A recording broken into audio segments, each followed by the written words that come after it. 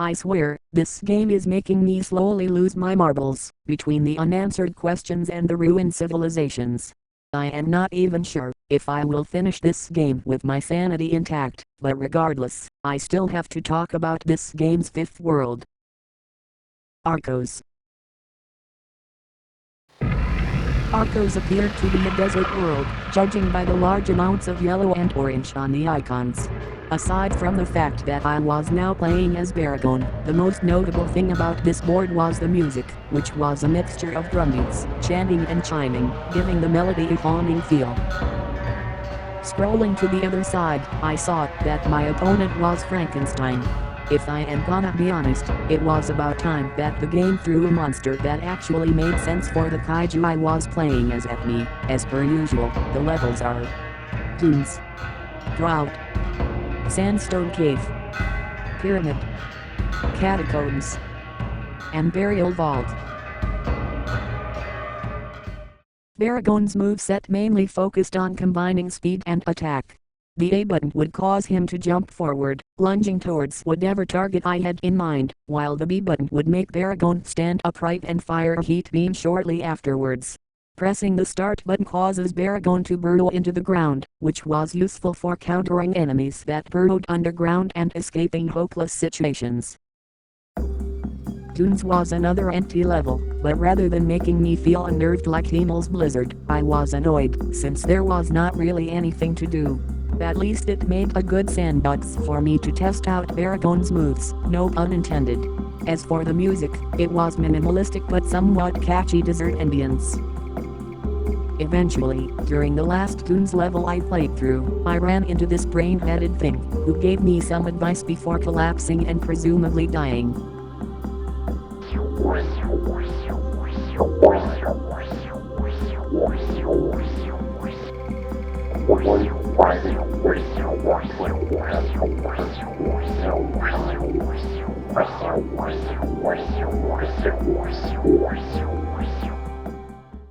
After that piece of advice, I started one of the drought levels, hoping that there would be something to spice things up.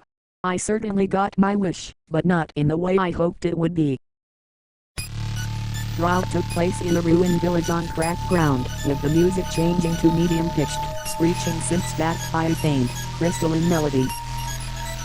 I ran into two unique enemies for this level, a pink salamander thing and a green vulture. On their own, they were not much of a problem, but when paired together, they were a real nuisance.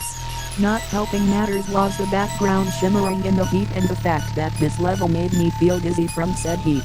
I swear, I almost paused the game to get a glass of water at one point.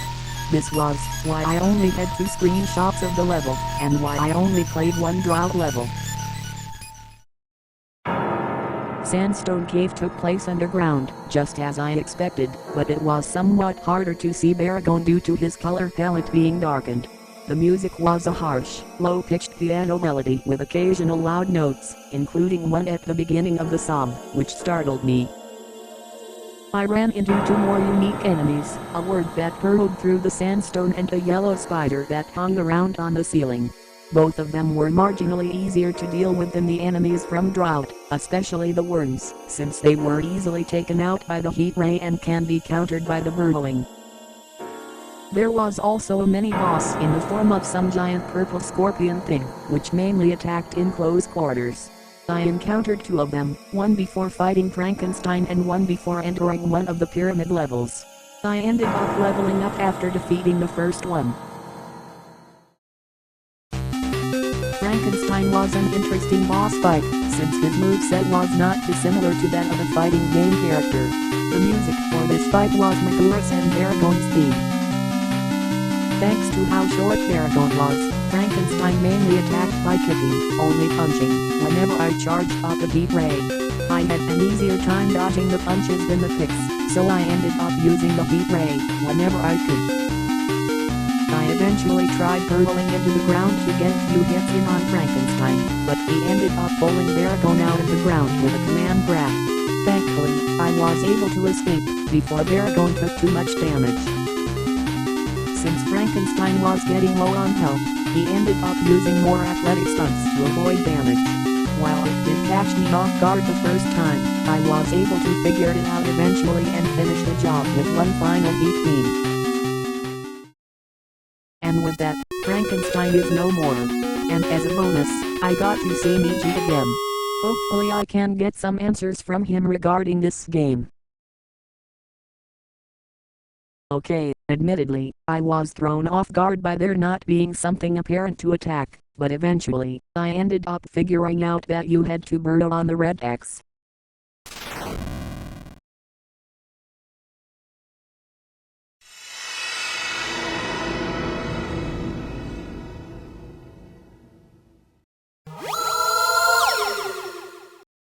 Well, I guess the addition of red into Niji's color palette did make him a tad bit more menacing, but he remained his usual nice self, even now. And there was, you guessed it, another conversation. My mind is almost complete.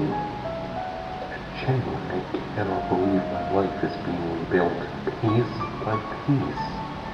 And yet, I've already accepted it. Well, good for you. Anyways, I've got something on my mind. Alright. Go ahead and tell me. If you want to. Well, there have been a few questions that have been haunting me, but before I was able to finish talking, the screen started to shake. Shoot, I should have known better than to talk on a planet with frequent earthquakes. We can talk about this later.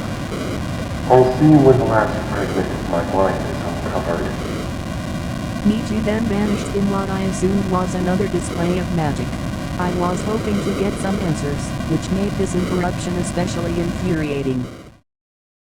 Once the screen faded back in, the ground was shaking and a timer appeared, where the HUD would have been. Thankfully, I was able to escape with only 12 seconds left on the clock with lots of lunging, but that had to have been the most tense 2 minutes and 48 seconds of my life. Once that sequence was done, I went through 2 more of the Sandstone cave levels, mainly to recover health after the battle with Frankenstein, but also, because it was the only way to move forward on the path I was on. Pyramid started with a cutscene, where Baragon walked to the door seen in the screenshot and looked at it for a few seconds before an alarm-like blaring sound played, causing enemies to appear from the left and right sides of the screen. Before I was able to react, Godzilla showed up and picked one of the walking enemies, as a new bar appeared below Baragon's life meter that was just labeled Gem. It was also at this point, when the music kicked in, which sounded like a frantic track with an ancient Egyptian feel to it. A neat detail about this otherwise unbearable level is that the more damage the gem takes, the more cracked it becomes. After about 5 minutes of what can best be described as a non-stop wave of enemies, the door finally opened, with Godzilla taking his lead through the right side of the screen. After a few seconds, the music stopped, the door opened, and a button prompt resembling the D-pad showed up, whenever Baragon was in front of said door. After taking a screenshot to celebrate my victory, I did not hesitate to end the level. Catacombs seems to take place inside one of the pyramids, judging by the brick floor and walls. Very early in the first Catacombs level, I ran into a broken wall that exposed some landscape and a sunset. The enemies here are mainly reused from Pyramid, but there were 2 new enemies that appeared. The first of these new enemies was a saw-blade thing that rolled across the floors, walls and ceiling. As for the music, it had a melancholy feel to it, but I probably would not mind listening to a standalone version of that song. The other new enemy type was something I only encountered in the second Catacombs level. It mainly crawled on the walls in a fixed pattern.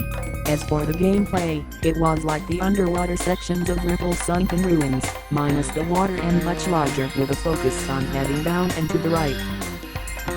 At this point, I was starting to get tired with how long Arkose was taking, so I was relieved when I ran into a doorway that presumably led into Burial Vault. Unfortunately, there was another mini-boss waiting for me, much to my displeasure. This strange snake-like thing that used a coffin for a shell was the only thing between me and the last level of this world. It was a miracle that I was able to beat this thing thanks to the fatigue of staying up late for a few nights kicking in. The mini-boss mainly attacked by firing lasers from its eyes and slamming its tail onto the ground, the latter of which caused debris to fall from above.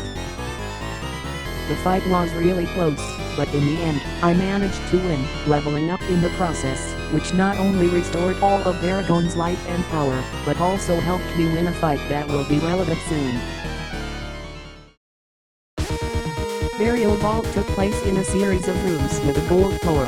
One unique thing about this level are the paintings in the background that seem to be telling a similar story to the ones I found in Stratus's Royal Temple and Berger's Lotus Temple.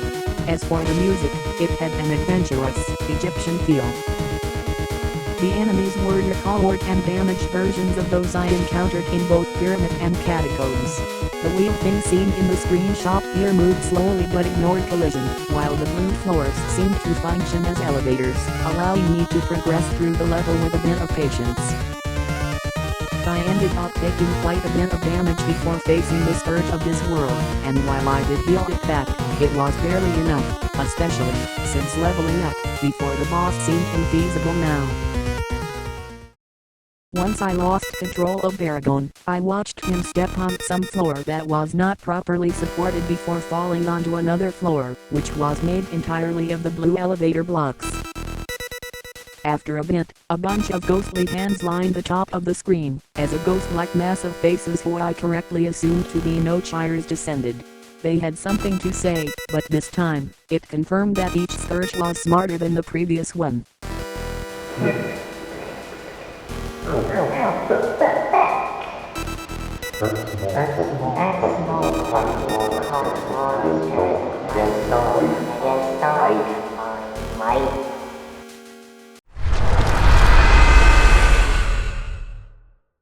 Noachires was just as hard, if not harder than Madrath, and like before, I believe the reason I was able to win was lots of luck and a pinch of skill, as well as the earlier mentioned level up, especially since touching the ceiling would make Baragon take 3 life bars worth of damage.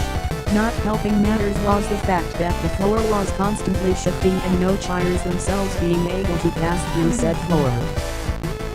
What made Noachires especially annoying compared to the other scourges is that, whenever there seemed to be an opening to damage them, they would often teleport somewhere else in this really large arena, usually somewhere on screen. As for attacks, Noachires mainly tried to deal contact damage. But occasionally, they would stop for a moment to either throw out a bomb that fired projectiles in 8 directions or fire a laser from the left and right sides of their body, which then rotated in a bit of a seesaw motion. The latter of these attacks can be seen in the screenshot here. Once I had completely depleted Noachires' life, the floor of the arena stopped moving, the hands at the top of the screen dissipated and the faces that made up the amalgam's main body scattered, leaving their Arkose core to fall into the background. This desperation attack was by far the longest so far, lasting 25 seconds, with 4 artificial spirits trying to close in on Baragon every second. It was a miracle that I survived with only a sliver of life remaining.